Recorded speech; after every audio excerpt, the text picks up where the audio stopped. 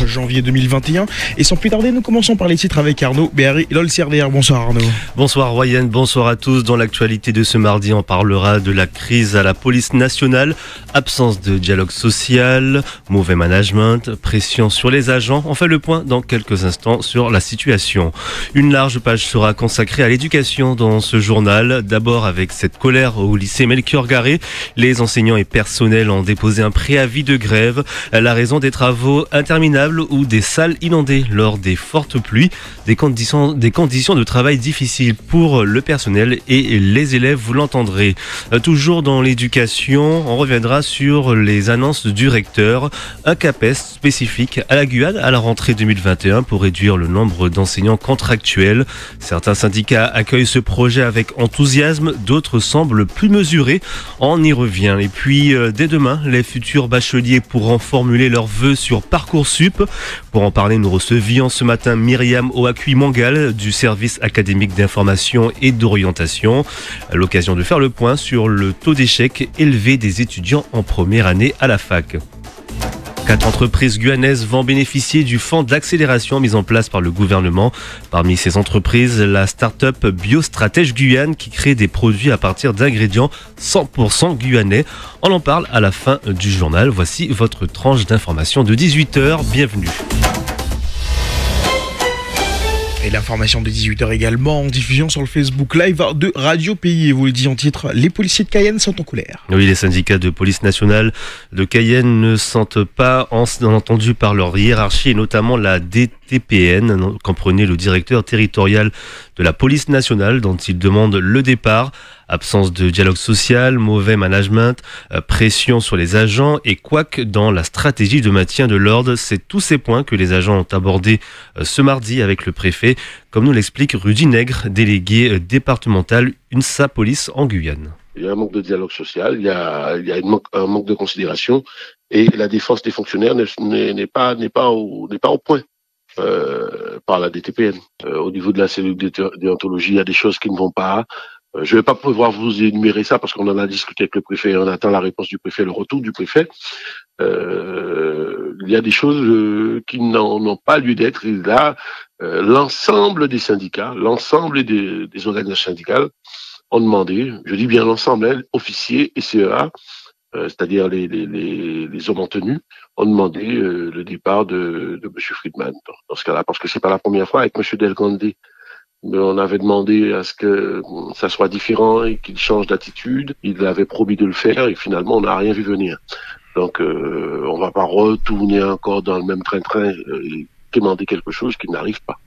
Rudy Nègre, délégué départemental UNSA Police en Guyane. Le personnel du lycée Melchior Garret était en débrayage hier après-midi. Oui, enseignants et agents déplorent la vétusté des locaux et des salles de travail inaccessibles. Le lycée est en travaux depuis longtemps et le quotidien n'est pas facile pour le personnel et les élèves. S'ajoutent à cela les fortes pluies de ces derniers jours qui ont inondé les salles de classe. C'en est trop pour les professeurs, d'où ce débrayage, explique Marion Descavets de Sud Éducation. Il y a eu de fortes pluies qui ont occasionné des inondations et des fuites d'eau dans certaines salles du lycée. L'état des locaux pose problème et puis le fait qu'on ne puisse plus enseigner certaines disciplines correctement, c'est-à-dire qu'on n'a pas actuellement accès à certaines salles et que certains élèves ne peuvent pas pratiquer certaines activités qui sont normalement prévues dans les programmes et qui leur permettent de se préparer aux examens. Donc nous avions décidé aujourd'hui de débrayer car se tenait la commission hygiène et sécurité du lycée qui recevait Monsieur Labrador, le vice-président de la CTG, qui suit les dossiers du lycée Melchior. Donc voilà, nous voulions lui remettre nos revendications. Marion Descavets de Sud Éducation, elle répondait à Edmé Doudi. Et nous restons toujours dans l'éducation. Un CAPES spécifique à la Guyane en projet pour la rentrée. Oui, hier, le recteur a présenté un bilan durant lequel Il est revenu sur les chiffres clés de l'éducation nationale, plus de 85 000 élèves, 8 700 personnels. Et puis il a pris la parole pour annoncer à la rentrée prochaine un CAPES avec affectation Guyane. Objectif affiché par le rectorat, réduire le nombre d'enseignants contractuels.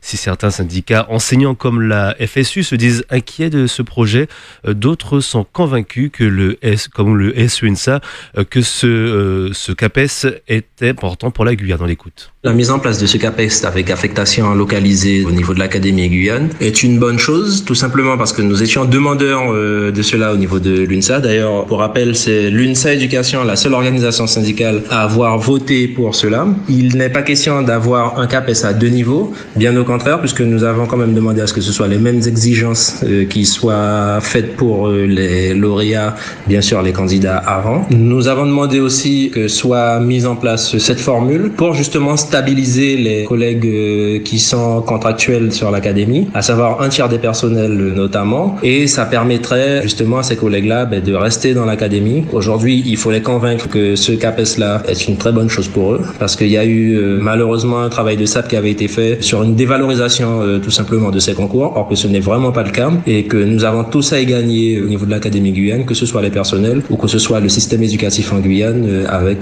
ce concours à affectation localisée. Pascal Briquet, secrétaire adjoint UNSA Éducation. Et à partir de demain, les futurs bacheliers pourront s'inscrire et sélectionner leurs vœux sur Parcoursup. Oui, Parcoursup, on le rappelle, c'est la plateforme d'admission pour s'inscrire dans l'enseignement supérieur, ce qui nous amène à nous intéresser au taux d'échec des étudiants en première année à l'université de Guyane, qui est l'un des plus élevés de France. Alors d'où vient ce problème? On a posé la question à Myriam Ouakui-Mangal, qui était l'invitée du 7h ce matin. Elle dirige le service académique d'information et d'orientation de l'Académie de Guyane. On l'écoute. Effectivement, il y a un pourcentage de non-passage en deuxième année de licence assez conséquent en Guyane. C'est vrai que nous avons beaucoup de bacheliers professionnels qui se retrouvent en licence, ce qui n'est pas forcément la suite logique de parcours.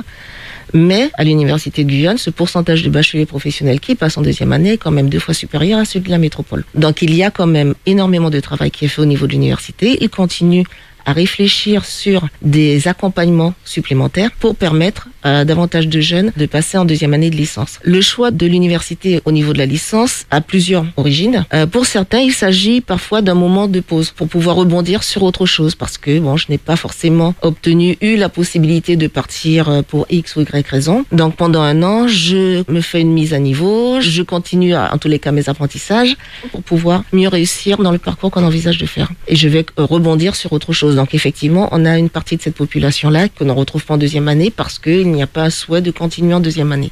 Myriam Ouakui-Mangal, qui est du service académique d'information et d'orientation, elle répondait à Victor Zamit. À la même place, demain à 7h, Frédéric Groen, psychologue, qui donne une conférence de mémoire cette semaine sur l'aspect psychologique de la population face à la crise sanitaire. Radio Pays, la suite du journal, Arnaud Béharry-Lolsirdel. Allez, place au point épidémiologique quotidien.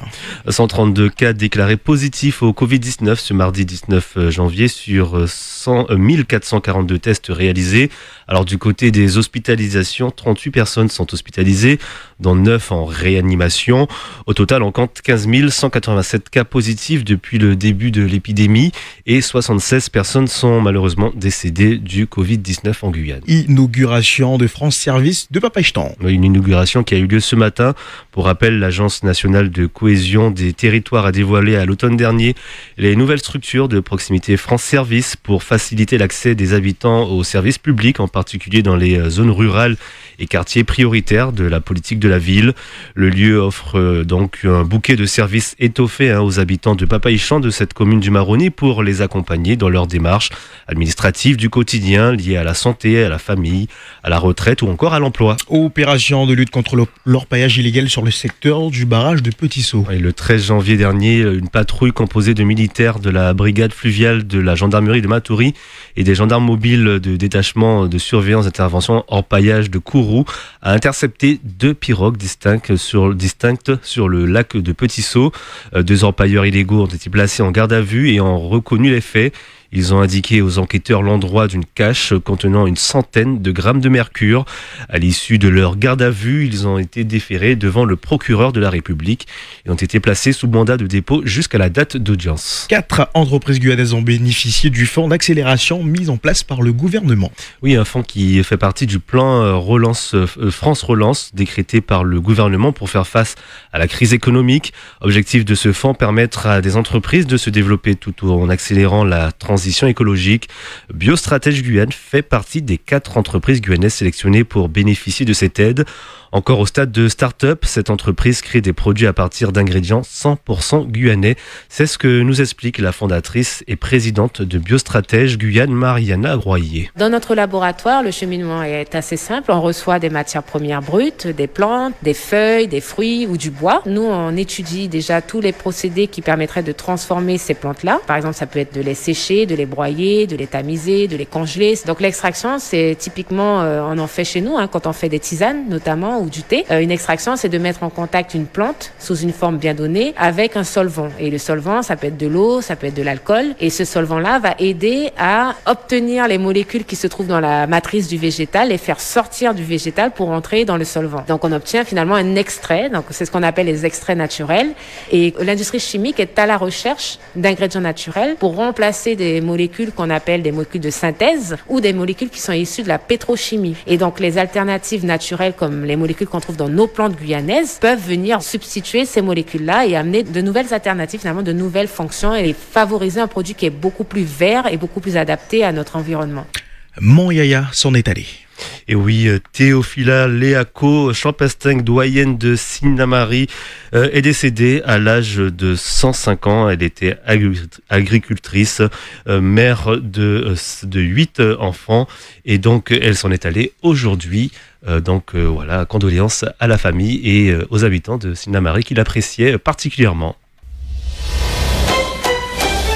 Merci beaucoup Arnaud Béarry-Lolsiarder. Le prochain point de l'information, ce sera demain dans les matinales dès 5h avec Florian Royer à 13h et Medouzi. Quant à vous, vous êtes de retour ici à 18h. Merci, une très belle soirée à l'écoute de Radio Pays. Et n'oubliez pas, vous pouvez revivre le journal de 18h sur la page YouTube de Radio Pays. Très bonne soirée à tous.